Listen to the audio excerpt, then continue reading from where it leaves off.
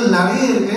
அந்த சந்தேகமான விஷயங்களை கூட நம்ம வந்து லேசாக விட்டுடாம அதற்கு வந்து முறையான விசாரணை டெஃபினட்டா தேவை அப்படின்றதுல நம்ம எல்லாரும் உரிமை, அதாவது பயங்கர ஃபோர்ஸ்ஃபுல்லாக இருக்கணும் அப்படின்னு நான் நினைக்கிறேன். ஏன்னா இது ரொம்ப சாதாரணமாக விட்டுற முடியாது. இப்போ என்ன எழுதுறாங்கன்னா, லைக் வந்து இந்த இந்த அறிக்கை வெளியே வந்ததுக்கு அப்புறம் என்ன எழுதிருக்காங்கன்னா, அதான் நாங்கள் தான் முன்னாடியே சொன்னல, இது ஒரு ரவுடி கும்பலுக்குள்ள நடந்த சண்டை.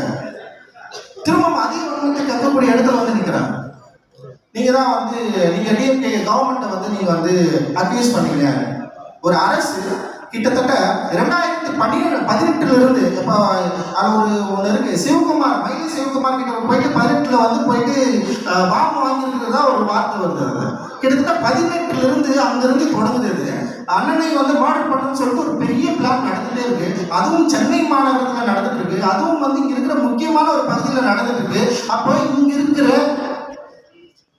உளவுத்துறையும் இங்க இருக்கிற காவல்துறையும் இங்க இருக்கிற இவங்களுடைய வேலை என்ன, ஒரு தலைவர்களுக்கு பின்னாடி இவருடைய அச்சுறுத்தல் இருக்குது, அந்த அச்சுறுத்தலை பற்றி அவர்களுடைய யோசனை என்ன, ஏன் இதை பற்றி அவர்கள் யோசிக்கவில்லை அப்படின்ற கேள்வி எழாமல் இல்லை. அந்த கேள்விக்கு அவங்க பதில் சொல்ல வேண்டிய தேவை இருக்கிறதா நான் வந்து பார்க்கிறேன். திருப்பியும் வந்து ஒரு கேள்வி கேட்கறது மூலமாக நீங்க வந்து அரசியல் குற்றம் சாட்டுறதுல திருப்பி வந்து நிற்கிறீங்க. இதுக்கு வந்து அரசு இதுக்கும் சம்மந்தப்பட்ட, இது எந்த அரசாக இருந்தாலும், திமுக அரசு இல்லை அதிமுக அரசாக இருந்தாலும் நாங்கள் கேள்வி கேட்பது எங்களுடைய ஜனநாயக உரிமை. இந்த உரிமையை நாங்கள் விட்டுக் கொடுப்பதா இல்லை. இதில் மறைந்திருக்கிற பல உண்மைகளை வெளிக்கொண்டு வரைக்கும் கடைசி வரைக்கும் சட்ட போராட்டம் நம்ம செய்தாக வேண்டிய தேவை இருக்கு. இது பயப்பட வேண்டிய அவசியமே இல்லை. ஏன்னா இதுல நிறைய, அதாவது லைக் இப்ப இதுல எழுதப்பட்டது சிலதுதான், ஆனா எழுதப்படாதது எக்கச்சக்கமா இருக்கு. அவர் வந்து மக்களுக்காக செஞ்ச உதவிகள் அப்படின்றது வந்து நிறைய இருக்கு.